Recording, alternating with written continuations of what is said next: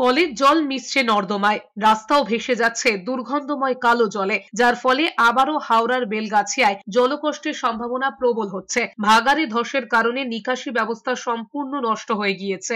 এই পরিস্থিতিতে নিকাশি ব্যবস্থা মেরামত করতেই সন্ধ্যাবেলায় জল সরবরাহ বন্ধ রাখা হবে বেলগাছিয়ায়। উত্তর হাওড়ার বিধায়ক গৌতম চৌধুরী বলেছেন, সকালে ও দুপুরে জল দেওয়া হলেও সন্ধ্যার জল কয়েকদিন পাবেন না বাসিন্দারা। ভাগাড়ে ধসের কারণে এখানে নিকাশি ব্যবস্থা নষ্ট হয়ে গিয়েছে, ফলে রাস্তায় জল জমছে। ড্রেন তৈরির কাজ শুরু হয়েছে, শেষ না হওয়া পর্যন্ত সন্ধ্যার জল বন্ধ থাকবে। অন্যদিকে বেলগাছিয়া ভাগাড়ের বাসিন্দাদের অন্যত্র সরিয়ে নিয়ে গিয়ে থাকার ব্যবস্থা করেছে প্রশাসন, কিন্তু প্রশাসনিক সূত্রে দাবি বাসিন্দারা রাজি হচ্ছেন না। থাকার জন্য কন্টেনারের কাজ চলছে, তাছাড়া কয়েকটি স্কুল বাড়িতে ব্যবস্থা করা হয়েছে।